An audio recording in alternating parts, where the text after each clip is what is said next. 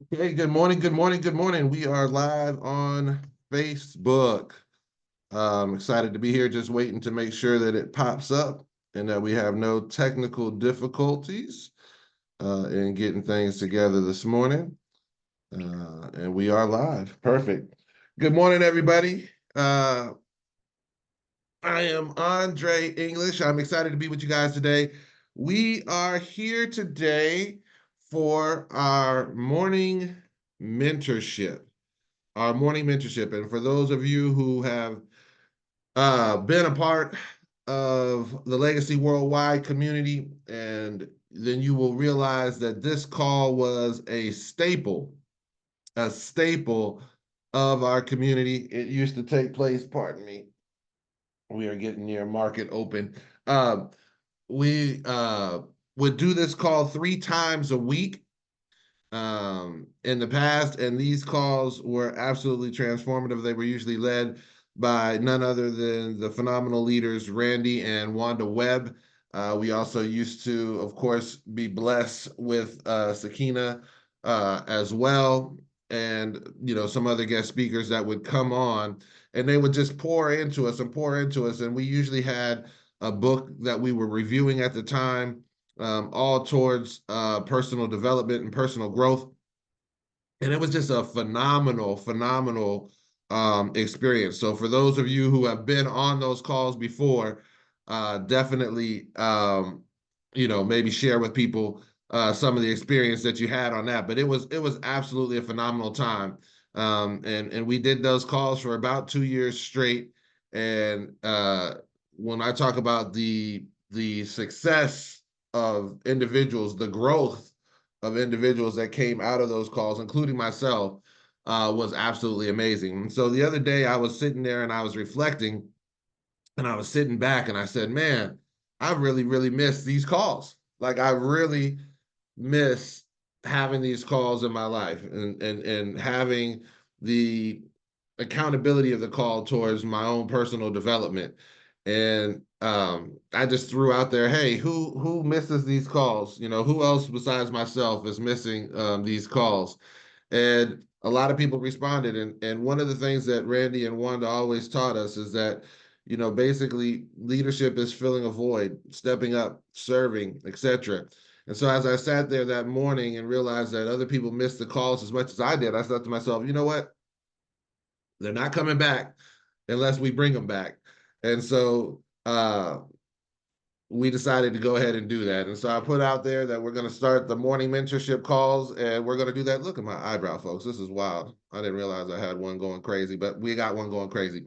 Uh, but yeah, we put out there that we were going to have the morning mentorship calls, and we were going to do it again, and I was going to go ahead and take responsibility to sort of put this together. And so that's where we are, folks. And really, really excited to share with you our first book of the month. We're looking at is The Psychology of Winning, um, by Denis Waitley. And it's an interesting book, and we'll get into that in a little bit. But again, I'm excited, and I hope these calls begin to make Randy and Wanda proud of part of the legacy that they've been able to instill in us, and that they can see that people really took to heart what it was that they had poured into us over the years, and hopefully that is something that they get out of it as well. And so, again, we're going to go ahead and dive into it. The other thing that I love about this series is that in taking responsibility for it, it actually forces me to level myself up. It keeps me accountable to my own personal development, to growing as a leader, to growing in every area of my life. One of the things that was amazing is as I got up in preparation for this call this morning, one of the phenomenal leaders that used to be a part of the call as well, Francis, she actually made a post about celebrating the successes, celebrating the small successes of of accomplishment, and she was referring to she is the parent of an autistic daughter, beautiful girl, and and it was a small success that she was able for the first time to be able to um, have her daughter sit there while she did her hair. And she just asked people to share, hey, what are some victories that you have had, a small success, a small overcoming? And so one of the things I posted today on there was, hey, is a small success that we're able to get this morning mentorship back up and running. So Francis, thank you for that this morning. It gave me a chance to reflect on taking time to be able to celebrate the wins, right? And when we talk about the psychology of winning, you're actually going to see that that is one of the processes that is discussed in this book. Okay. And so as we begin to break down this book, we're going to break it down in multiple areas. Okay. Multiple stages. We're not going to go through chapter by chapter. As Randy and Wanda did in the past. Okay, they would literally take one call and deal with one chapter. We're only going to do this call on Wednesdays and one time a week, and so we'll cover a lot of a book in each individual session, just to kind of set the tone for what it is that's going to happen as we move forward. And before we dive into that book, I also want to give people a heads up. I'd like to give people enough notice that the next month's book is actually going to be In Pursuit of Purpose by Dr. Miles Monroe. So if you want to go ahead and get that copy ordered so that when we move into October, you already have it, again, it's going to be In Pursuit of Purpose with Dr. Miles Monroe. Can't wait to dive deep into that. I've consumed some of his content in other areas. Absolutely phenomenal. So purpose being a driving factor in people's life and being able to uncover and identify their purpose is something that's really, really important. And so that's what we're going to tackle the next month. Okay. And so right now we're here. We're going to dive into this one, the psychology of winning. And just a real quick note about this book. Okay.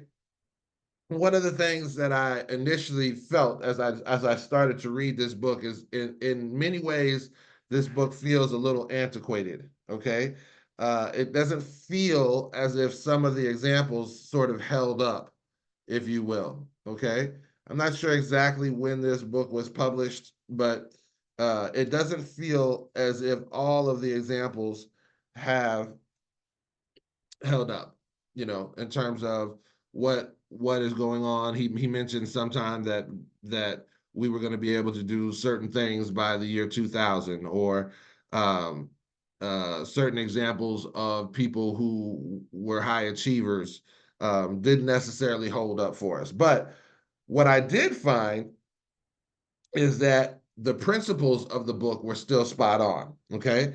And it's the principles that matter.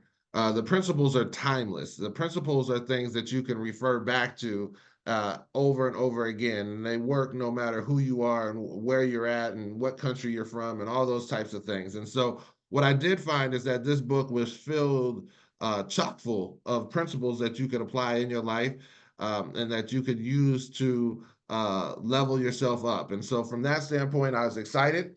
Initially when I cracked it open, I was like, whoa. But then as I took a deeper dive into this book, I was able to extrapolate a lot of value out of it. And so if you had that challenge at the beginning of this particular book, again, this book was written at least 40 years ago. Okay. Um, if you had that challenge at the beginning, I challenge you to stay with it, to stick with it.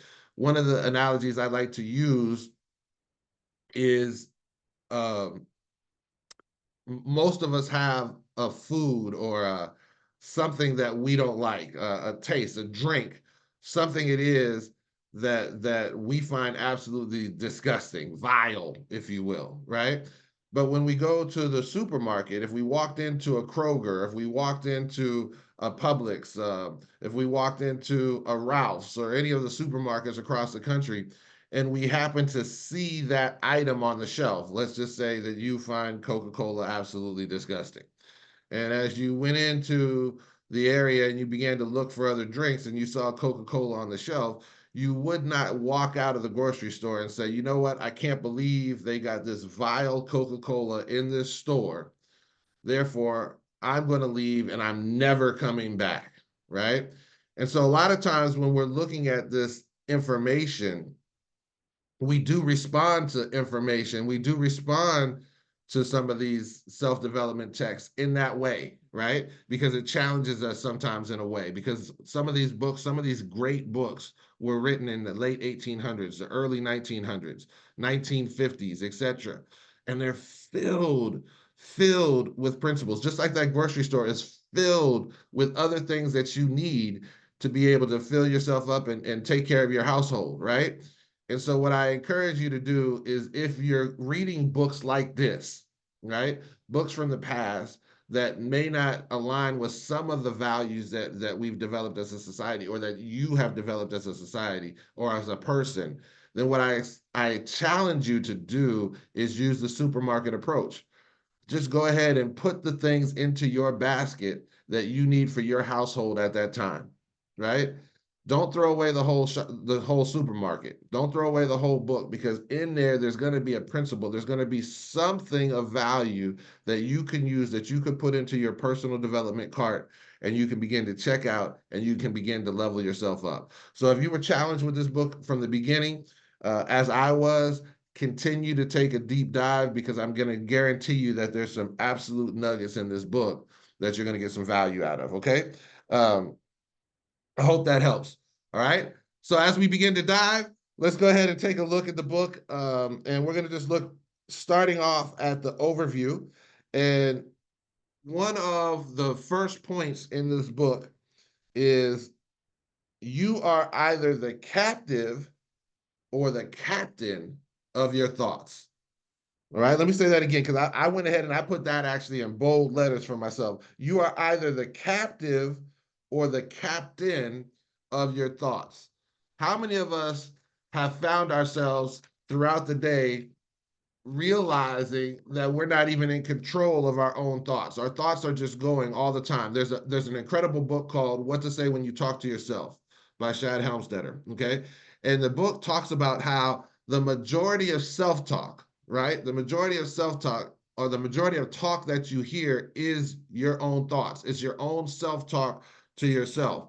And why this is important is because if you believe that thoughts are things, then this concept of either captive or captain of your thoughts becomes very important because if thoughts are things and if thoughts paired with the power of your spoken word come to life, then what it is that you're thinking has to be controlled. You have to be the captain of where your thoughts go. Okay. You have to make a conscious decision, an intentional decision to control the thoughts that are happening in your head. And sometimes it takes time for us to develop that. I know for a fact that right now I work at Verizon. Okay. I work in sales at Verizon. And there are certain stores that I necessarily are not my favorite. There are certain customers, quite frankly, who aren't my favorite. There's certain shifts that when I see who's working on the shift, it might not be my favorite. And so what happens is I begin to have thoughts that are out of my control. Oh, this day is not going to be great or this customer, oh my God, this is coming in to pay a bill. Why is this customer always in here complaining about something? Such and such and such and such can happen into your thoughts. And slowly but surely, you realize that you're captive to those thoughts because what happens is as you begin to allow those thoughts to run rampant, you realize that that's exactly how your day turns out, right? You begin to allow those thoughts to take over and you begin to see that your day does not become what you want your day to be. But when you go in and you say to yourself, no matter what's going to happen today, I'm prepared for it. No matter who I'm going to come across today, God, thank you for giving me the opportunity to serve them. When you say that I'm excited to work at this store, I'm excited to work with this crew, I'm excited to be here today. Thank you, God. I'm so happy and grateful now that I have the opportunity today to provide for my family, right? When I begin to control the thoughts, in the day when the thoughts begin to creep in, because they will, right? The negative will begin to creep in until you begin to dilute the negative out. Until you put more positive in the negative will begin to creep in and you'll begin to have those thoughts. It's when you decide to stop in the middle of the day and say, you know what, cancel, cancel, cancel. I can't think that way. I need to go ahead and move forward, that you realize that how much control your thoughts have about your day and how much control and how important it is for you to be the captain of your thoughts. Because most of us do believe, most of us have heard thoughts are things. Most of us have heard the power of spoken word. Most of us have heard that you're hung by the tongue, that the word is the seed, and all of these different types of things. But it's the application that becomes difficult. And what happens is, even though we've heard those things, we haven't taken enough time to sow those things into our life, to apply those things into our life. And so therefore we become victim of the principle. See, a principle is a principle. It's either going to work for you or against you, but it's always working. Let me say that again. A principle is a principle. It can either work for you or against you, but it's always working, right? So as we begin to uncover through this process of personal development, as we begin to uncover ideas and thoughts that work for us, that are beneficial for us, that we can see the fruit of applying the thought in our lives, then we begin to choose those principles. We begin to choose those things and put them into our life and activate those principles on a daily basis, right? If we understand that thoughts are things, let me give you another example. If we understand the power of the spoken word, I'm going to give you another kind of example from my own personal life. As an activist back in the day, we used to believe, right, or we would always talk about the idea that things are hidden in plain sight, right? Oftentimes we would say within our community, for instance, if you want to hide it from us, you put it in a book. If you want to do certain things, you put it in plain sight. And when you put it in plain sight, it becomes so common that you actually just you forget about it. It's almost as if it's not even there, and you don't even realize the power or the importance of it. I'll give you an example. I lived in New York City for a long time. And the first time I went to New York, and I drove down the BQE and I looked over to my right or left, I can't remember the time, and bam, there was the Statue of Liberty. This is something that I had seen only in, books or whatever growing up in Los Angeles, only on TV. And there it was right there. And it was like, wow, that's amazing. The first time it was amazing, right? But then it became common. I almost didn't notice it anymore, right? And so sometimes the most amazing things are hidden in plain sight, and because of the commonness of it, because you don't think of it as a secret, you don't think of it as something powerful, it overlooks us, it passes us by. And so when we talk about success principles, there's a guy by the name of Earl Nightingale, who's one of the most prominent people in this space, right? And what he talks about is the major success principle, the fundamental foundational success principle. He calls it the strangest secret, right? And that strangest secret that Earl Nightingale talks about, and you can actually go on YouTube and type in the strangest secret, and it's about a 30-minute talk from Earl Nightingale. And what he actually says, the strangest secret is we literally become what we think about. We literally become what we think about. And if you go back in your own life, you'll find that this is probably true. There's probably a lot of evidence to this, right? That this is actually and factually the case in your own particular life, that you have become what you think about. There's a very famous person in our industry by the name of Bill Britt. Bill Britt has passed away many years ago. I think it's 2012, 2013. But before he did, he had built an organization of millions of distributors worldwide.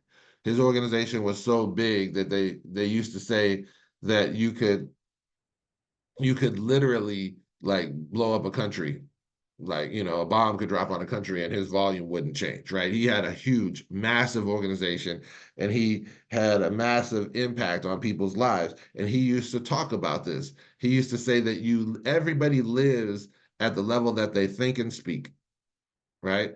Everybody lives at the level that they think and speak. And if you go back into your own life and you actually do some analysis, you'll realize that what you thought about is what you became. What you focused on is what you became. And that's why that whole idea of captive or captain is so important, because you may have gone in with the intention of thinking about being something else when you were younger, but because of outside influences, other things, your mind became captive to other thoughts, and that's where you are now. And that's the beautiful part of it, is that we can always unlock that at any point in time. We can always change that at any point in time by changing what we focus our thoughts on, by changing what we give attention to. I'll give you an example. When I was younger in high school, I had the opportunity or the responsibility to read either a book by Martin Luther King. It was during Black History Month. I'm imagining, I'm guessing, right? Or we could read a book by Malcolm X, the autobiography of Malcolm X. And literally every single person in my class chose to read the book by Martin Luther King. And so I said, well, let me be a little different.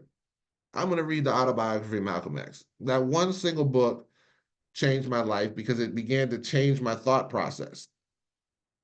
And from reading that book, I went on. And as I got into school, I started off pre med, but I realized that wasn't really resonating with me. I kept going to seminars and I kept going to classes and I kept doing things around the issues of Black history. And so I began to continually thinking about what Malcolm had said and what Malcolm had did. And then it led me to become a Black history major, and I began to read other books. And then I stumbled upon through my desire to learn more about that particular era of time, the 50s through the late 80s, right? I stumbled upon the Black Panther Party. And so I began to read about that. I began to talk about them. I had an organization on college campus that was called the Black Caucus. And we would meet and we would discuss things almost like this morning mentorship call in a way, right? And we would have conversations. And I began to talk a lot about the principles. Hey, this is what Huey did. And this is what all these different Panthers did. And this is how they moved. And I began to read different books in the space. And I began to think about it a lot. And one of the issues that had resonated with me was the issue of police brutality. And it resonated with me because I grew up in Los Angeles and I had to deal with the Ramparts division and all the other things that would happen, growing up. I got pulled over one time in front of my house, handcuffed and on the lawn for my mother to have to come out and say, what's going on? You know, just because, right? And so those types of issues resonated with me. And as I began to look into the Black Panther Party and their response, it became a focal point of my thought process. I ended up, as I graduated from school or walked, I never officially graduated. Let's not be no cap, right? Okay. As I walked and I left school, I actually ended up joining and started the youth movement of one of the largest anti-police brutality organizations in the world at the time, or the largest at the time, the October 22nd Coalition. Why? Because that's what I was thinking about. That's what I was focused on. That's what I was doing with my life. I was focused on that issue. And ultimately, even when I would go to meetings about that, how should we respond? How should we do stuff? All of the things that came out of researching the Black Panther Party, that they worked in coalitions, that they weren't just an organization that just solely dealt with the Black community, et cetera. They worked in the October 22nd Coalition was a coalition. I spoke it, I thought it into existence, and ultimately it led me to find an organization of people that was called the Black Panther Collective, who I joined and became a Black Panther because these were people who were original Black Panther Party members who saw a need still for the organization and who founded something, but they turned it over to the youth to allow us to lead it. They just were there as mentors and guides and so forth, right? And I say all that simply to say that that's an example in my own life, how that one book changed my thought process. And because it changed my thought process, I began to think about things and focus on things. And I began to get inquisitive about stuff. And I began to look and I began to get extra information on the topic. And it dominated my thought process to the point that I became a kid from Southern California who was a basketball star, to all of a sudden I became a speaker, a prominent speaker in the largest anti-police brutality organization in the world. Two totally different things. Two totally different things. But it was my thoughts. It was my thoughts. It was my words that led me to that conclusion, right? And so if you begin to understand that for your own personal life and you begin to take a dive back and look back, you'll realize that that's probably been the case for you. If you, whatever it is that you're doing now with your life, there was probably some thought that went into doing that. If you begin to think about what your thoughts are, there's probably some thought into what it is that you have become. And that thought is either you were captive to thoughts that you did not choose, or you were captain to the thoughts that you did choose. All right. So the thing about principles, right? And this is important. The thing about principles is they don't matter. It doesn't, I mean, they do matter, excuse me. It doesn't matter though where you're born. It doesn't matter if you're black, if you're white. It doesn't matter if you're overweight. It doesn't matter if you're athletic, if you're fit. It doesn't matter your race, your creed, your religion. It doesn't matter your sexual orientation. None of those things matter when it comes to a principle. And it's the same thing about this principle of your thoughts. It doesn't matter where you started from. If you can begin to understand the strangest secret, that your power is in your thoughts, that you become what you think about, it doesn't matter. Today, literally today, you can begin the process of changing your life by changing your thought process, by deciding, making a decision to literally take control of your thought process. That when you decide, or when you wake up, or throughout the day, when you're having challenges and those thoughts don't align with who it is that you want to be or become, you can begin to change your thoughts so that your dominant thought becomes what it is that you want to become in your life. And I guarantee you that that's what you will become, because principles don't care. It's one of the reasons why I love network marketing. People ask, Andre, you have yet to, and I say yet to, hit the highest rank in an organization. Why is it that you still love this space? I love this space. I love it. I'll never forget, I heard Rich DeVos on a tape that he made in 1990. And he was talking about the origins of his company. For those of you who don't know, Rich DeVos started a company called Amway. And he was saying that they intentionally made a decision that they weren't going to have on the application any of the things that would be barriers or limit people to get access to free enterprise. The things that were in the 1950s prominent and regular. They didn't have whether you were an unwed mother. They didn't have whether you were a college dropout. They didn't have a race. They didn't have age beyond the legal age. They didn't have socioeconomic background. They didn't have any of the things that most people would have used to block people from getting access. They said, listen, if you come with a good work ethic, you come with a good spirit, you want to do something with your life, you fit here. And because of that, is one of the main principles that I love about this space, because it aligns with the principle that we're talking about, that you could become what you think about. You could come from anywhere in life and you could become a diamond in Envision You. You could become a diamond in Amway. You could do whatever it is, whatever business or group that you're a part of, you could become a 6-7-figure earner. And it doesn't matter what your background is. You're welcome. You're welcome there. You're welcome there as long as you have the spirit of free enterprise in you, that you want to work, that you want to go after what it is that you want to go after. You can succeed in this space because there's no barrier to entry. And that's the thing about principles. And even when we were talking about the beginning of this book and how some things were a little off-putting, it doesn't matter, because in that off-putting, the principle is there. And the principle is that I can become whatever it is that becomes my dominant thought. If I want to become a trader and I begin to think about trading, thinking about trading is going to allow me to take action and be able to do a little bit more research. A lot of people say, oh, I want to become a successful trader, but they have no work ethic behind it.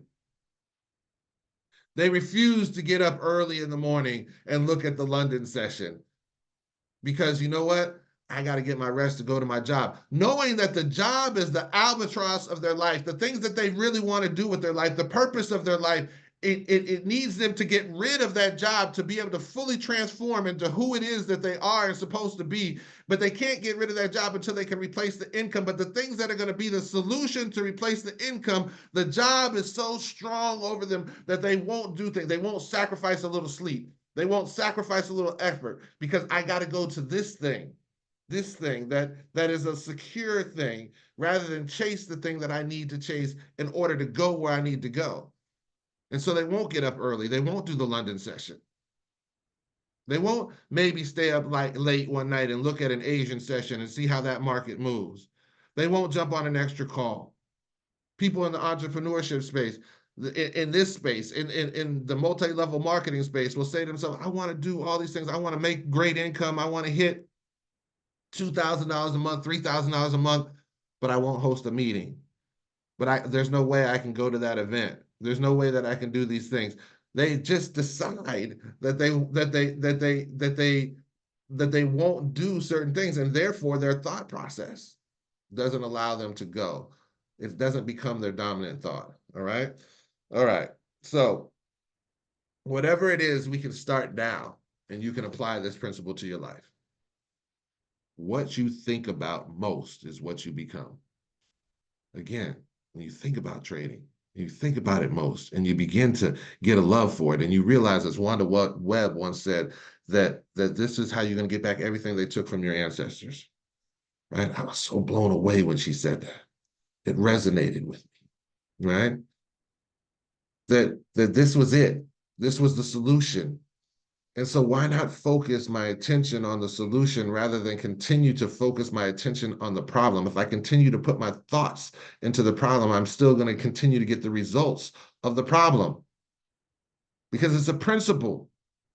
But if I continue, no matter what is happening in my life, if I continue to focus on the solution and focus on the solution and put my thoughts on the solution and I begin to speak the solution, then I will become the solution.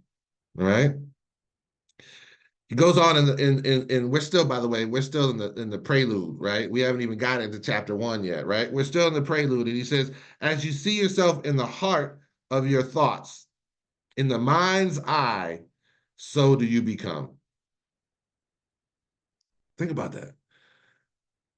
And you see yourself in the heart, right? Who you are, as you see yourself, your own self, strip it all down, strip down all the noise. Who do you see yourself as? Do you see yourself as a winner? Do you see yourself as an overcomer? Do you even recognize all the times that you did win and all the time that you did overcome? Or are you still replaying the failures over and over and thinking about those? You know, biblically, there's a couple things that I think of right here. One of them is the Proverbs 23:7, which says, for as he thinks in his heart, so is he. But the other is Lot's wife. Lot's wife. And it's interesting. I actually saw a reel the other day, but Lot's wife is really interesting. But it said that Jesus said that the only woman that he mentioned by name in the Bible or whatever was Lot's wife. And Lot's wife is famous for as they were leaving out, they were told not to look back. And she did. She stopped and she looked backwards and she turned into a pillar of salt. And the way I take that is that oftentimes when we're looking back and we're replaying those failures and we get stuck because we're not focused on what it is that we want to become. We're not thinking about where we're going. We're not putting a goal in front of us and chasing that goal. We're looking back at what happened before. And the past is the past, right? And there is a way to look back in the sense of I can say to myself, I've been successful. I've been a winner here. I've won before. I've won in this space. I've been able to go out and show the plan, and I've been able to conquer my fear, and I've been able to pick up the phone. I don't know how many of y'all, the first time y'all had to pick up a phone and call a prospect, and that phone felt like it weighed 3,000 pounds. Right? You were so nervous. The first time you got up in front of people and did a presentation. Now you got to understand, the first time I got up and did a presentation. I have already been up in front of thousands of people speaking on issues that were important to me. But the first time I did a presentation in front of a small room of people in this space, it was 15 minutes in a pool of sweat. Okay. I was so nervous, right? But that little victory of overcoming that, right? Pre-play our victories. I know that when I would play sports, we would visualize going in and winning the game. We would not replay our failures. But for most of us, we do that. All right. We replay our failures over and over and over again. And we don't realize that what's happening is that we're using up our time in life, right? Where you're using up time is finite. We don't know how much we have, right?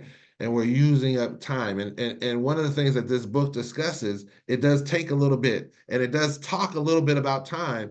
And it says that most of us, right, need to understand that we want to play the game of life. And if we're going to play the game of life, we should play the game of life in order to win. We should make a determination that we're going to play life in order to win. And so, as we thought about time, and as he was talking about time, it made me think even more about the issue. And most people, they break down time three ways, right? They break it down into 8 hours of sleep, 8 hours of work, and 8 hours of leisure, right? 8, 8, 8, right?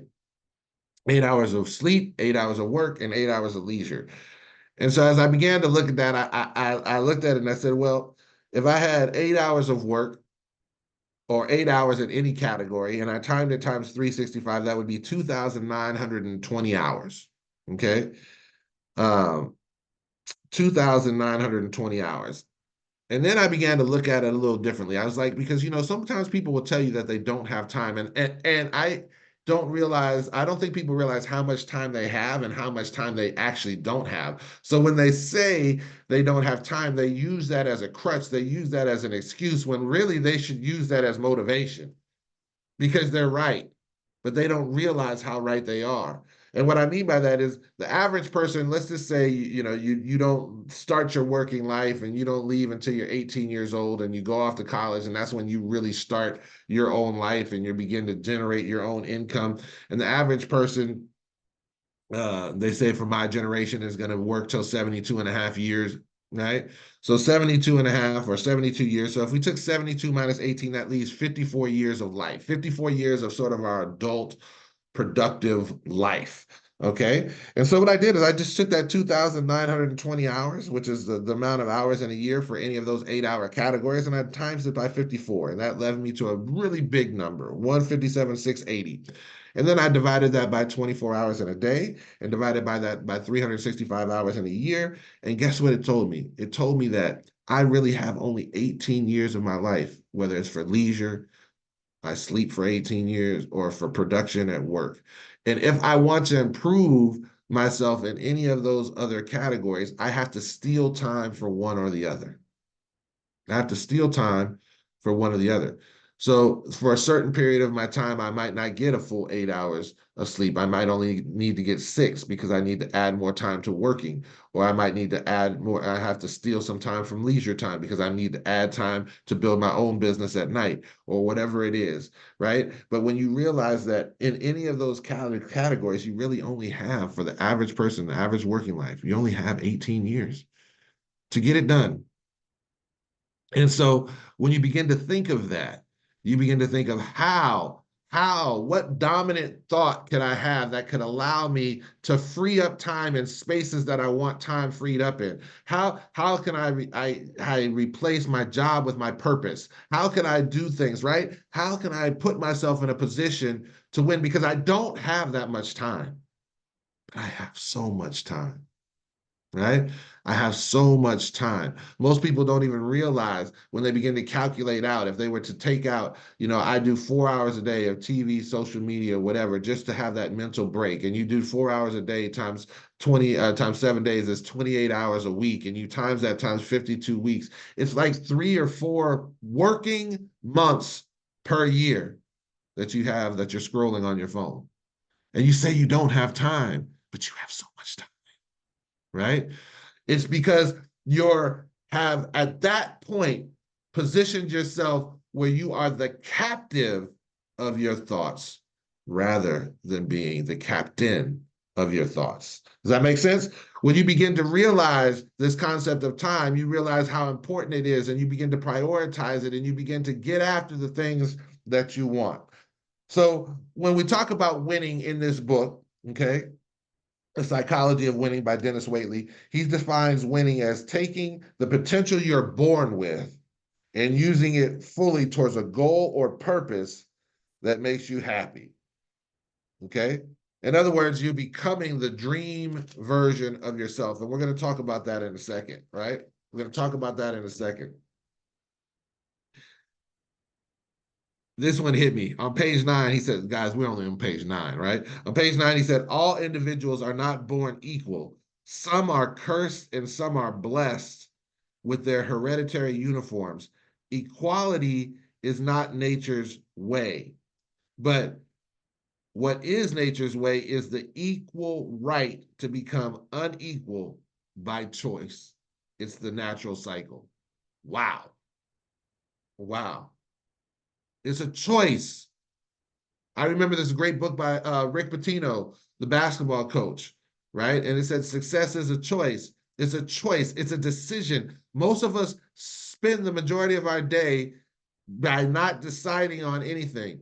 If we go into the biblical sense, it says, oh, beloved, how I wish you were either hot or cold, but since you're lukewarm or neither, I will spew you from my mouth. Meaning it's better to just make a decision. I'm in or I'm out. But when you straddle the fence, there's no way that you can get the blessing. I'm spewing you from my mouth. Right? It's a principle. You got to jump in. You got to go all in. Either I'm not going to do this or I am going to do this, but not I'm going to try to do this. Try gets spewed from my mouth. Right? It's an equal right to become unequal by choice. I'm choosing to develop the habits. I'm choosing to do the things necessary. I'm choosing as a basketball player to wake up early and do dribbling drills. And I'm choosing to do wall sits on my own. I'm choosing to do 300 shots in the dark without a basket, just practicing my form. I'm choosing to do the extra step. I'm choosing the extraordinary. Because the difference between an ordinary life and an extraordinary life is that little word extra. I'm making a conscious choice to choose, right? I am making a conscious choice to be unequal, or I'm making the choice to be common, right? It is what it is. Attitude is the answer. Your attitude is your potential that either the potential that's either the key to or the lock on the door of personal fulfillment. All right. Your attitude, how you respond to things, how you choose to things. It goes back to your dominant thought process. And when you have that dominant thought process, you begin to choose things that align with your goals, align with your vision, align with it is that you want to do in life. And so we're going to circle back in a second to that dream idea, because if you don't have a goal or vision, if you don't have an idea of what it is that you want to become, then automatically you become whatever it is that you become, right? Your indecision is a decision.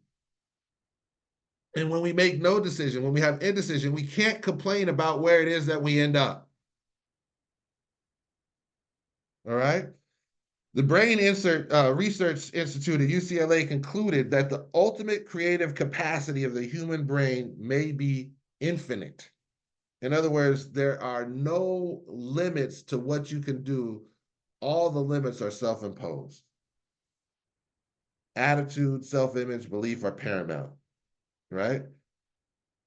And so one of the things that we're going to do, or that I'd like us to do as we begin to close this out, okay, is I want us to begin to take a second. And I want you if not now, sometime today, take a second and just close your eyes, get a quiet moment, and get a pen and paper. And I want you to literally just take a moment and describe who it is that you want to be. What does that person look like? How does that person dress? I want you to think about what type of clothes do they wear? Do they wear a suit and tie regularly? Are they in shorts and a t-shirt? I want you to think about it. What type of shoes do they wear? I want you to think about what type of house do you want to live in, right? What does what does the house look like? How many bedrooms does it have? What do the bedrooms look like? What's the paint color on the wall, right? Where's the tub? Do you have a jacuzzi tub? Do you have a regular tub? Do you have windows by your tub? What type of shower do you have in there, right? What type of stonework or what type of flooring runs through your bathrooms and into your shower? Do you want carpet in your bedroom or do you want hardwoods? I want you to take the time to begin to write these things down. I want you to think. I want you to think. I want you to think. Think and grow rich. Think about what it is that you want. What does the kitchen look like? Is there more than one oven? How big is the island? What color is that granite slab, or do you not want a granite slab, right? What kind of appliances do you want in the kitchen? Think about your house, living space, home theater, recreation room, whatever it is that you want. I want you to think about it. I want you to describe it in detail. What type of car do you drive? What type of person are you that other people receive? When you walk in the room, what do other people feel about you? How do you feel about yourself? What does your fitness look like? What does your spiritual life look like? I want you to begin to write all these things. What does your finances look like? Have you gotten over that full fear of going to the supermarket and you swipe your card and for whatever reason the card doesn't work and your immediate trauma response is there not enough money in the account? I hope I got enough money, right? Knowing that you have enough money in the account, but that's a trauma response, right? Have you overcome that? Do you do you see yourself being able to go and have all that you need? What are the things that you'd want to invest in? What are the charities that you'd want to give to? What type of life do you want to create for your children? How do you pour into your children? How do you show up for your grandchildren? I want you to take the time to develop the life that you want. I want you to picture it. I want you to cast it down on a tablet. I want you to cast your vision upon a tablet. I want you to write it down. Who is it that you want to become? What is it that you want to do? What type of profession would you love to be in? Right? I want you to write those things down. I want you to take the time. What does your dream self look like? What does your dream day look like? If I said that money and time were off the table, you had plenty of money and plenty of time, and you could do whatever you wanted to do today, what would it be? When would you wake up? Where would you wake up? Who would you be with? What would you do? I want you to begin to think of those types of things. And I want you to cast them down on a paper. I want you to write them down, right? There's a guy by the name of John Crow, and John Crow has an incredible story, okay? John Crow was a young up-and-coming leader in the home-based business space in the 70s, and being a young guy, he was a little flamboyant, like we tend to be when we're young and we're new money. And he would flash it around at events and he would talk big and so forth. And well, one day he caught the attention of the wrong people.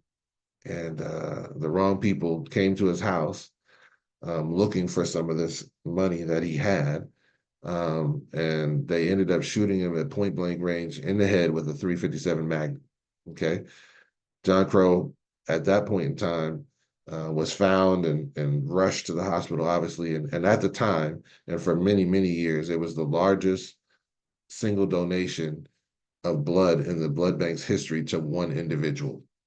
I mean, this guy had impacted people's lives. And so thousands upon thousands of people went and donated blood in order to save the life of John Crow. And his life was saved, but he was paralyzed on half his body, right? Half his body for the rest of his life. And went on to lead a phenomenal life. If you've ever had the chance to sit with and talk to and meet John Crow, it was absolutely an absolute blessing. And one of the principles that he taught me was that the happiest any man or woman can be is when they are in active pursuit of a goal or a vision. And I want you to think about that in your life. When you had a goal, didn't you wake up energized?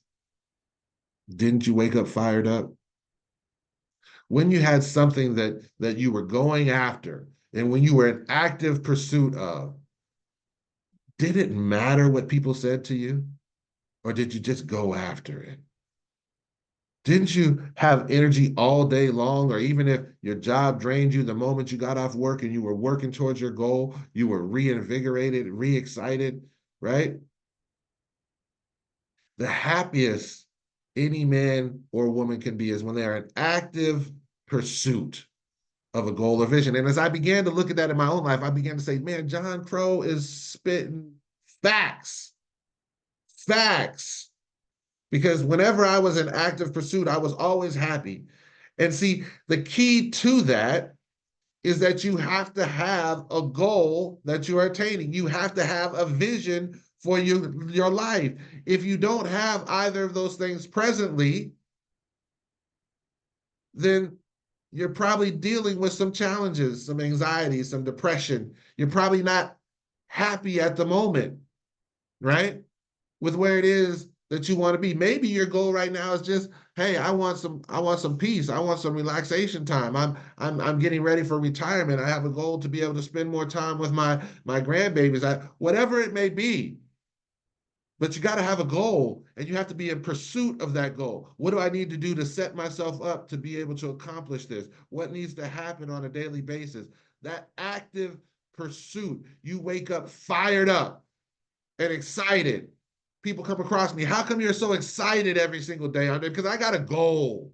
I know where I'm going. I got someone I want to retire at this point in time. I got a place I want to move to another part of the world. I got a business goal that I'm trying to hit. I got a trading goal that I'm trying to hit. I have those goals cast down on my tablet. I know what it is I want. I'm going towards it. I'm waking up. I'm excited. I'm burning the candle at both ends. I go to this Verizon job, which I'm grateful to have, a great company, great people that I work with, an incredible crew, but I know that's not my purpose. I know that's not where I need to be. They struggle to understand me in that regard because the job is good and it does pay good, but this is not what I want to have with my life. It's not my purpose for my life. And so when I go home, I work on this. I go out and I show a presentation and I get no after no, and sometimes I get a yes. And I work on trading and I work on doing the things that I have to do in order to level myself up to be able to become the person that I want to become because I have a goal. I have a vision for my life. I have a purpose.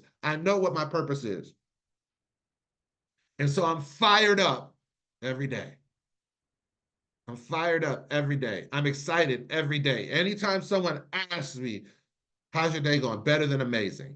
It's better than amazing. It's better than amazing that I'm here. It's better than amazing that God gave me the chance to wake up. It's better than amazing that I have a vision, that I have a goal for myself. It's better than amazing that I've been able to get great mentorship in my life. It's better than amazing that I had the parents that I have. It's better than amazing that I have the children that I have. It's better than amazing that I've been able to foster and grow the relationships that I have. My life is better than amazing.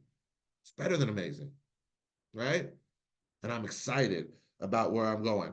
So what I want you to do, guys, this is a little homework for this week, right? I want you to convert that dream life. I want you to write it down. I want you to think about that dream life. I want you to cast it down, and then I want you to convert that dream life to 5 or 10 goals that you want to accomplish. 5 or 10 goals that you want to accomplish that would help you towards becoming the person that lives the life that you want to live, that you were destined to live, that you were given the vision of for your life. What are 5 or 10 of those goals? I want you to write those goals down this week. I want you to cast those down. I want you to look at them every day. Look at them every day. We'll start with one time a day. Start with one time a day. I'm going to look at my goals. I'm going to start my morning off, and I'm going to go ahead and I'm going to take 5 minutes, and I'm going to look at the 5 to 10 goals that I want for myself. And I'm going to read them, right? Okay. Your attitude is your answer. It says you need to get your head together with constructive thinking, not superficial lip service, but dedicated learning of new, healthy responses to the stimuli of life. When you cast down those visions, when you put the goals down, and you begin to work for things, you can look for new knowledge. You can begin to dedicate new learning. You can learn healthy responses so that you can get those negative thoughts out of your head so that you're not captive to the negative thoughts, but you're captain of the positive thoughts that you're putting into yourself, that you're putting into your self image. You're creating a positive self image. And that's going to be one of the chapters that we're going to talk about. You're creating that by speaking and thinking because you're developing new, healthy responses to stimuli. You're writing them down. You got goals. You know where you're going. And then I want you to take one goal this week and whittle it down to an income producing activity. And what do I mean by that? It might not be, you might have a health goal. It might not be something that's going to produce income. But what I'm talking about when I say income producing activity is that a lot of times in the business of network marketing, right, we'll get busy being busy, but we're not busy doing the one activity that produces results, right? We're not doing income producing activities. So I want you to apply that in whatever it means to your goal situation or whatever. Maybe you're supposed to be, maybe you want to become a social media influencer and you're instead of actually putting together reels and posts, you're drawing up ideas of where it is that you want to shoot content or whatever. And you're doing other things that actually don't produce the result that you're looking for, right? Not saying that you don't need to do those things, but you actually need to get out and do the thing that is going to produce the result, the income producing activity, and do it over and over this particular week, every day for 1 week. And next week we'll come back and see what the results are. All right. Listen, guys, this has been morning mentorship for this week. We actually have not gotten into chapter 1. This was just to set the tone of what's in this incredible book. Next week, we'll do chapter 1, 2, 3, and 4. The week after that, we'll do chapter 5, 6, and 7, and then we'll finish out to close out the month with the 8, 9, and 10. Okay. And we will get through this book this month. The Psychology of Winning. This has been your morning mentorship. My name is Andre English. I'm excited to be with you guys. If you guys got some value from this, like and share it and invite people to the call. We'll be back here next Wednesday, same time, 9 a.m. Any great folks. Have a great day.